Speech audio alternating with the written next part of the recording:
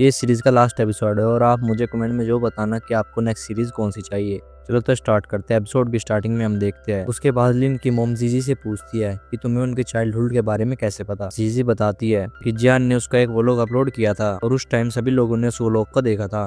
फिर जीजी वही वो लोग लिन की मोम को भी सेंड करती है और जब जान घर पर आती है तो मिंगी उसे बताती है कि आज लिन की मोम ने जीजी को डिनर के लिए इनवाइट किया था और वो दोनों साथ में आए थे और जान को इस बात के बारे में पता भी नहीं होता। मिंगी और टैंग दोनों यही डिस्कस करते हैं कि आखिर लिन की मोम जान को इतना हेट क्यों करती है। जान को इस बात से बहुत ज्यादा बुरा लगता है लेकिन वो अपना दर्द किसी को भी नहीं बताती। अब लिन अपने डैड के साथ ड्रिंक कर रहा होता है। उसके डैड कहते हैं मैं बहुत ही यूजलेस डैड हूँ और हमेशा से जियान की डैड ही बेस्ट रही है। लिन कहता है कि ऐसी बात मत करो, आपकी प्रेजेंस ही मुझे बहुत अच्छी लगती है। लिन उन्हें बताता है कि वो अपनी मोम से बहुत ज्यादा परेशान हो चुका है और अपने उस छोटी सिस्टर को भी याद करता है जिसका मरने का ब्लेम सारा लिन पर आया था। वो डैड से कहता है कि क्या वो कभी मुझे माफ भी कर पाएगी। इधर जीकू की मोम बारिश में अम्ब्रेला लेकर उसका वेट कर रही थी। जीकू उन्हें देखकर बहुत ज्यादा खुश होता है। उसके बाद वो दोनों एक साथ जाते हैं। आगे जियान के डैड अपने न्यू रिलेशन को लेकर बहुत ज्यादा खुश थे और अभी तक जियान लिन की मोम वाली बात को लेकर परेशान थी। अब जीजी ने वो व्लॉग वाला मैसेज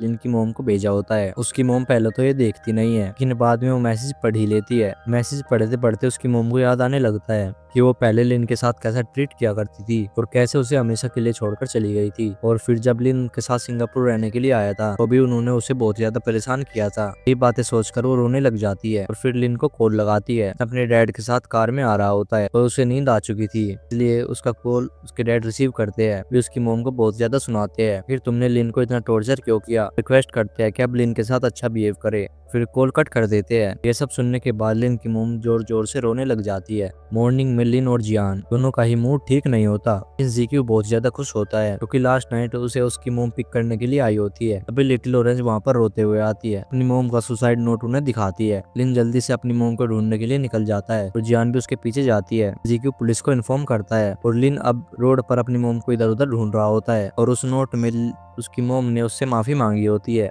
वो कहती है कि इतने सालों में तुमने मेरे लिए बहुत कुछ किया और मेरी लाइफ में मैंने एक एक करके सभी को खो दिया था इसलिए मैं तुम्हें खोने से डरती थी लेकिन मुझे उस बात का भी बहुत ज्यादा पछतावा है। बचपन में मैं तुम्हें अकेला छोड़कर चली गई थी और तुम्हें अपने साथ नहीं लेकर गई और मैं तुम्हारी कभी भी एक अच्छी मोम नहीं बन पाई थी। ये अब मैं जा रही हूँ और तुम भी मुझे भूल जाना। नेक्स्ट सीन में हम देखते हैं कि लिन की मोम मिल गई होती है और लिन उनके पास बैठा होता है। जैसे उसकी मोम को होश आता है लिन कहता है कि आपको ये सब नहीं करना चाहिए था। अगर आपको गिल्ट था उसे जिंदा रहकर सोल्व करना चाहिए था। अब आगे लिन की मोम लिटिल ऑरेंज फिर से सिंगापुर जाने वाले होते हैं। उन्होंने अपना सारा सामान पैक भी कर लिया होता है। लिन के डैड भी उनका सामान रखवाने के लिए उनकी हेल्प करने के लिए आए होते हैं। वो जाते टाइम अपने एक्स वाइफ से माफी मांगते हैं कि पहले उन्होंने उनसे बहुत ही रूडली बात की थी। इन लिन की मम्मा बस सारी पुरानी बातें भूल चुकी थी। अब उनके साथ अच्छे से बात करती है। उनका कार में सामान रख रहे होते हैं। उनकी मोम आकर जान का हाथ पकड़ती है और थैंक यू कहती है। फिर जीगू को भी थैंक्स कहती है कि उसने लिटिल ऑरेंज का ध्यान रखा था। अपने से पहले लिटिल ऑरेंज लिन को हक करती है फिर जीगू को भी करती है।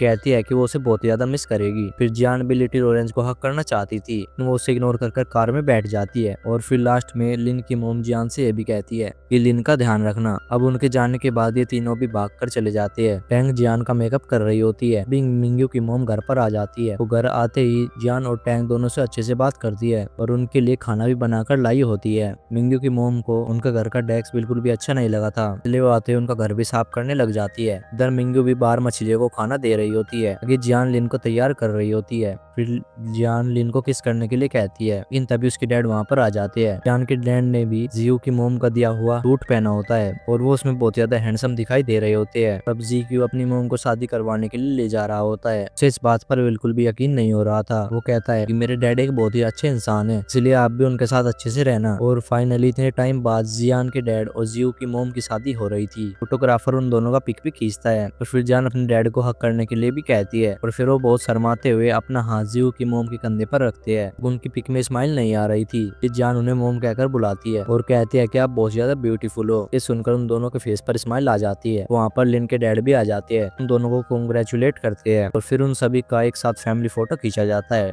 और इसी के साथ यहाँ पर यह सीरीज खत्म होती है। और आप मुझे कमेंट में जो बताना है कि नेक्स्ट सीरीज आपको कौन सी चाहिए। अगर आपको वीडियो अच्छी लगी हो तो वीडियो को एक लाइक जरूर से कर देना और चैनल को सब्सक्राइब भी कर लेना। कल तो मिलता है अगले किसी नेक्स्ट सीरीज के साथ। Bye bye.